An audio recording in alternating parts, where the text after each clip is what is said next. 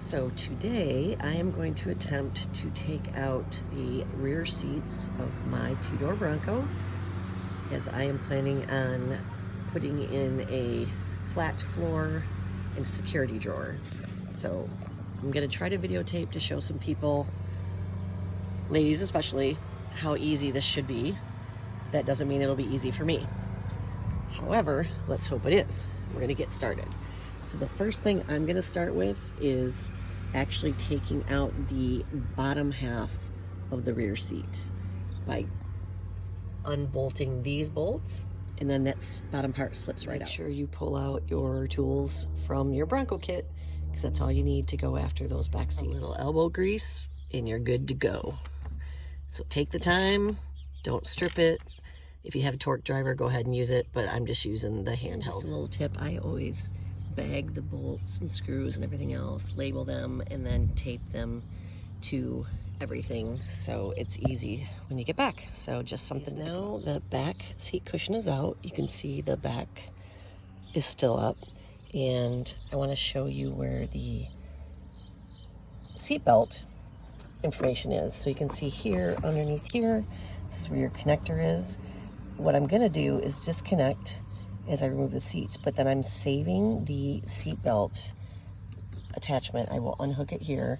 I'm going to save it, replug it in, and then hide it back underneath here, because otherwise you will get warning signals once you turn the vehicle back on. So hopefully this goes smooth. Okay, so a little bit more. So now I've unplugged this from here, really easy, simple latch, and I've taken off this cover here, which allows me to get to that bolt here, which you probably can't see very well, to take this off. Eventually we'll get to this bolt, but right now we're going to go to that bolt. And if you have one of these handy dandy tools, you're going to need to fight with this plastic clip a lot, but you will have to remove it to be able to take the seats out. So it is a little bit of a fight. You'll probably swear a lot, maybe even cut a finger or two, but these little handy dandy pry tools are super important. And the other nice plastic item you have to get out is this little boy. So again, get your pry tool, and then I recommend just a good pair of pliers, and you can snap off the top of that. You can see I snapped off the top of this one, and that'll help you loosen things up. Okay, so I was having a hard time taking out this bolt for the seat belt, so I decided to flip down the seat, and I'm going to work on loosening the complete seat here, and I think that'll allow me to get better access into taking that seat belt retainer off.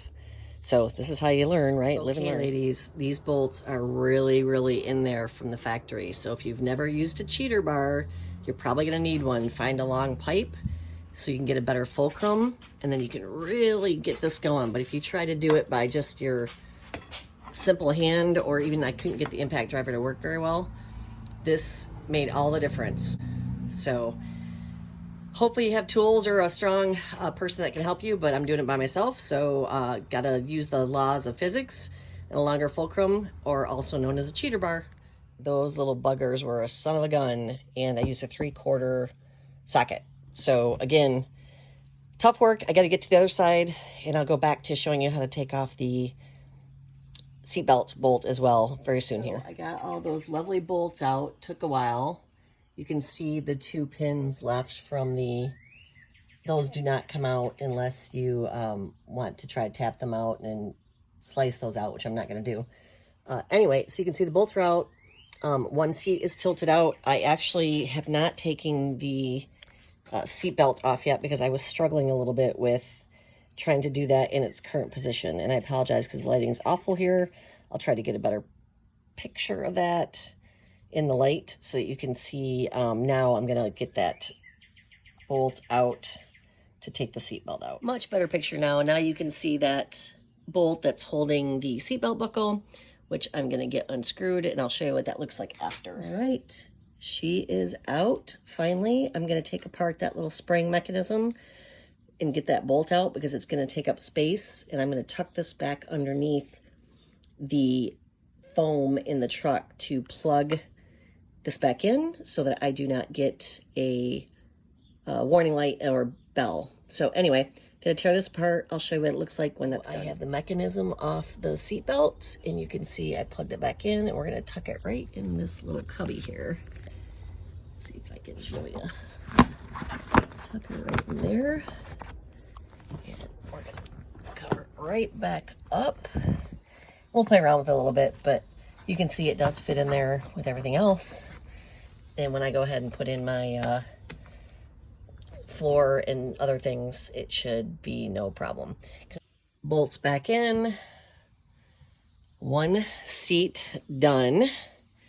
On to the next. All right, ladies, working on the second back seat, I want to show you the cheater bar that I'm talking about and how you can use this to help. So you can see right now, got this 3/4 socket down into the seat bolt, and I can't budge it whatsoever. I mean, it's just like impossible. So I'm going to show you how to use a cheater bar, and hopefully you'll be able to see this okay, because this is not the best setup. Basically, I found a piece of pipe from one of our beach umbrellas, and now see how I'm using this as a fulcrum, and we're going to bend as much as we can, hopefully not break the pipe. But really, this is what I've been trying to do to get some leverage. And yes, you have to have a strong pipe. It will break. The bolts are very, very tight.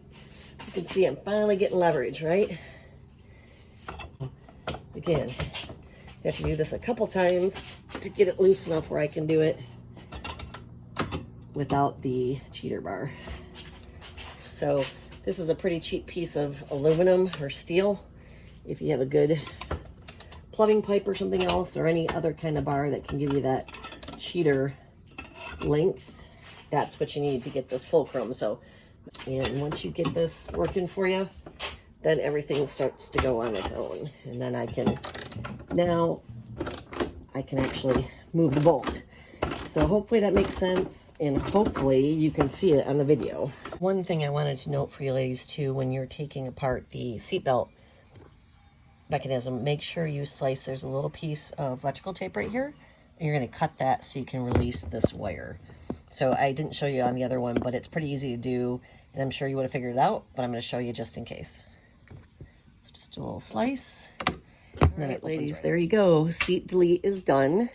I'm going to be putting a platform and things in place, but just wanted you to see that you can do it. Say between getting the right tools and whatnot, probably took me about 2.5 hours. You can see, and then we've got the seats sitting out. I'm going to actually put those in a carry bag and put them up in my garage, and then just to, for notice, show you this beautiful Bronco 32-ounce water bottle I've been drinking out of. Thanks for watching, and hopefully you got something out of this that will help you.